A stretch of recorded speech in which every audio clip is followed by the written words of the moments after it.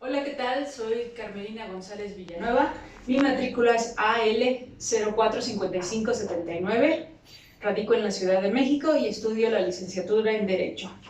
Esto es mi proyecto integrador de Psicología Social aplicada al Derecho. Bueno, me pidieron que viera el video de Richard Kuklinski y analizáramos ciertos patrones y ciertas motivaciones que él tiene para tener esa conducta. Bueno, motivación.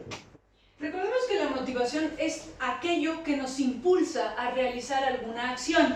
En este caso, no podemos hablar desde el punto de vista psicológico de una motivación como tal, porque estamos hablando de una patología de un psicópata. Recordemos que los psicópatas no tienen emociones, no tienen sensaciones, no tienen sentimientos, ni una sensación de empatía hacia el prójimo. Entonces, una motivación que nazca de sentimientos como tal, él no tiene.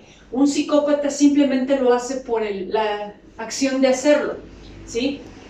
Refiere que lo que a él le despertaba ese instinto, porque estamos hablando de un cerebro más reptiliano, despertaba ese instinto que solo lo miraban feo, o él tenía esta incomodidad, o esta molestia, o este enfado, que no es propiamente un sentimiento, sino es simplemente la sensación que él tiene de incomodidad y por lo tanto que lo lleva a matar. Tenía un placer, porque no sienten placer, él mismo refiere que él no siente placer más que por una relación sexual, porque es algo físico, igual que cuando mata a alguien que es algo físico.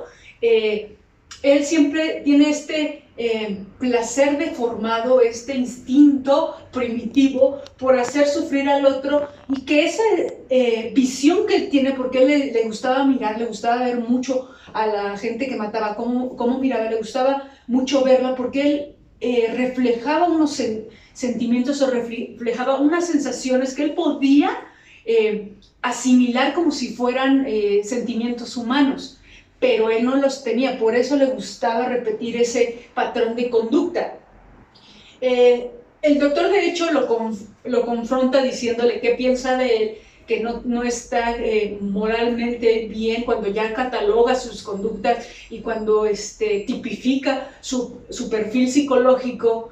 Él lo dice: me siento molesto, solamente que no puede matarlo, ¿sí? Pero él tiene esta molestia, cualquiera que le lleva la contra, él inmediatamente se activa algo en su cerebro que reacciona así. Recordemos que un psicólogo norteamericano, que es Stanley Milgram, dice que todos podemos ser crueles, solamente necesitamos ese estímulo para reactivarnos. En este caso de él es que le lleven la contraria. No posee sentimientos, no posee reacciones al ver cómo mata gente, simplemente es como abrir la puerta y cerrar la puerta. Para él no tiene un significado, ni una carga, ni una culpa, ni repercute en él, ni en calidad moral, o sea, no lo posee porque no es que no quiera, sino simplemente psicológicamente no lo tiene, no posee esa química. Dice que cuando mataba, él le gustaba sentir cómo se moría, porque él sentía cómo se morían, porque los veía. Entonces ese poco sentir que él tenía era como un despertar que él tenía a la vida, que lo hacía sentir vivo, y por eso repetía ese patrón de conducta. Él tiene, como dice la doctora Ana Mara Orihuela, él tiene una herida de humillación. En la infancia lo humillaba a su papá, lo humillaba a su mamá, lo golpeaban, y de ahí surge esta patología de que alguien me lleva a la contra, me está humillando, me enojo, y como psicópata voy y lo mato. De ahí nace ese círculo dentro de su misma cabeza. El modus operandi. Bueno, el modus operandi él mismo lo refiere que le gustaba tener esta cercanía, porque él tenía esta poca relación con su víctima y le hacía sentir a él cómo perdía la vida el otro. Y siempre o los estrangulaba o les disparaba. El punto es que les gustaba verlos sufrir.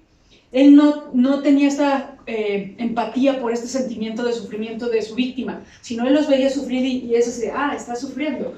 Yo distingo el sufrimiento, lo veo, no lo siento, pero eso se llama sufrimiento. Y eso es lo que a él le gustaba, ver sufrir a sus víctimas, ver su cara, ver que lo último que pensaran era él, eso lo marcaba a él, pero les gustaba cómo veía sentir, cómo le veía sufrir a su propia víctima. Eso es el modus operandi de hacerlos sufrir, porque él los hacía ver vivos y a él lo hacían sentir vivo. Después veamos la victimología, que recordemos, la victimología es una ciencia que estudia cómo predecir el futuro del comportamiento social, un futuro social. Bueno, aquí tenemos una patología muy clara de un psicópata. No siente empatía, no siente ningún remordimiento, no tiene sensaciones, sobre todo no tiene primero empiezan con los animales y después empiezan con el ser humano. Para él, matar a quien sea da exactamente lo mismo.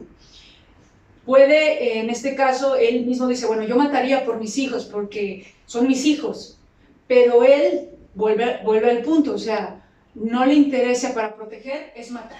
Esa es su psicología dentro de esta patología. La doctora Peggy Ostrowski nos dice que un psicópata no podemos establecer como lo interesante de su modus operandi, de su forma de ser, porque él mata por matar, o sea, así es él.